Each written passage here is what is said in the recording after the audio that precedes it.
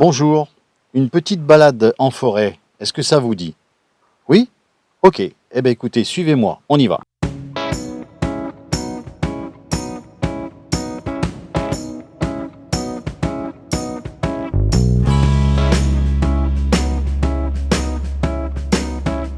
S'il y a un endroit nature référent dans la Loire où la biodiversité est préservée, c'est bien à l'écopôle du Forêt qui est situé sur la commune de Chambéon, à quelques kilomètres de Feurs. La plaine du Forêt et ses 300 étangs forment un ensemble naturel très riche. Au cœur de la nature, entre fleuve et forêt, l'écopôle se présente comme un écrin de vie sauvage protégé. Il trône au milieu de 760 hectares, au bord du fleuve Loire, et abrite quelques 272 espèces d'oiseaux, de très nombreuses plantes, libellules, poissons et autres papillons. Monsieur Ulmer, bonjour. Nous sommes ici au sein de l'écopôle du Forêt. Est-ce que vous pouvez d'abord vous présenter, vous dire quelle est votre fonction ici? Je suis bénévole ici. Je suis administrateur de France Nature Environnement et j'ai été 26 ans salarié sur ce site-là avant. Donc j'ai suivi toute la mise en place, toute la genèse du projet et sa réalisation. Je sais que c'était un projet de la FRAPNA qui a acheté les 11 hectares de terrain il y a quelques années. Quels étaient les objectifs au départ?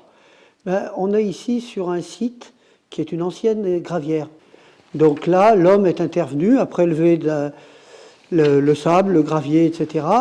Nous, on a eu l'opportunité d'en créer un milieu naturel et on a aidé la nature à refaire. Ce qu'elle aurait mis des siècles à faire, mais on l'a aidé par 2-3 petites coupes de pelle ici, des plantations.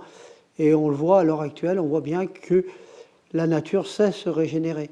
D'accord. Et c'était quelle année à peu près? C'était dans quelles années? Alors il y a l'inauguration de l'écopôle en tant que site d'accueil du public et d'éducation à l'environnement a été il y a 30 ans cette année. On dit que l'écopôle, c'est une référence en termes de réaménagement écologique. Vous en avez parlé un petit peu.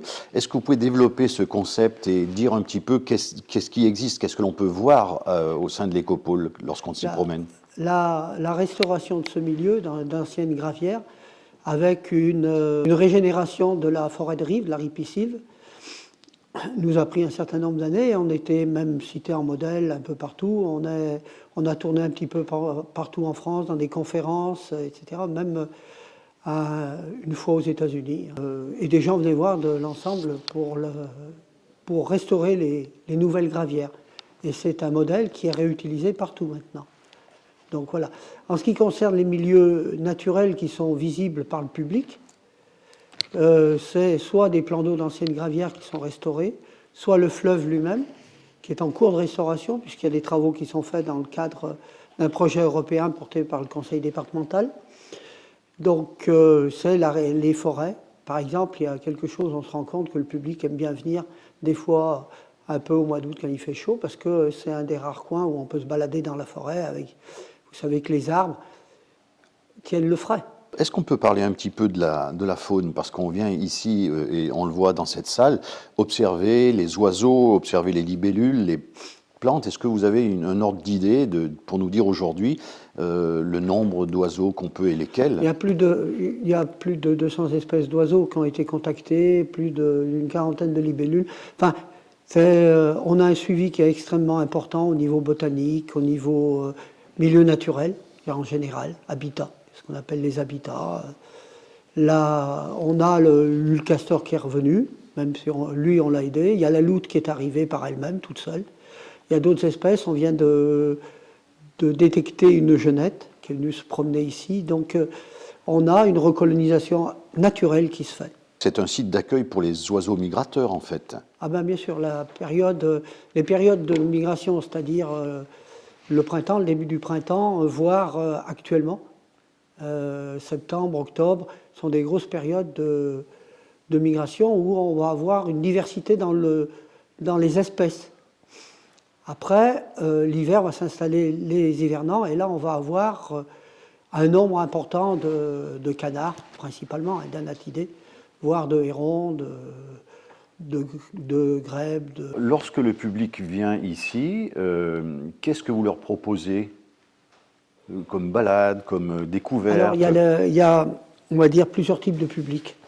Il y a un public qui peut venir, hein, principalement le week-end ou les après-midi ou toutes les après-midi en période de vacances scolaires, qui peut venir se balader, hein, tout seul. Et puis on a des groupes qui viennent. On peut avoir des groupes comme c'est le cas aujourd'hui de seniors. On peut avoir beaucoup d'enfants parce que ça rentre dans le cadre de leur éducation. Ça rentre dans le cadre scolaire et on reçoit énormément d'enfants. On est actuellement gestionnaire de la ZPS, donc zone de protection spéciale, écopôle du Forêt, écozone du Forêt. On est gestionnaire de cette zone. On a, à l'heure actuelle, les projets Natura 2000 ont été mis en place suite à 2 directives. Une première directive qui concernait que les oiseaux et une deuxième directive qui concerne les habitats et les espèces végétales et les autres espèces animales autres que les oiseaux, sur les espèces qui ont un intérêt au niveau européen. On parle beaucoup évidemment aujourd'hui du changement climatique, du dérèglement climatique. En quoi ça, comment ça se manifeste? Alors le dérèglement climatique, on le voit tous les jours, hein.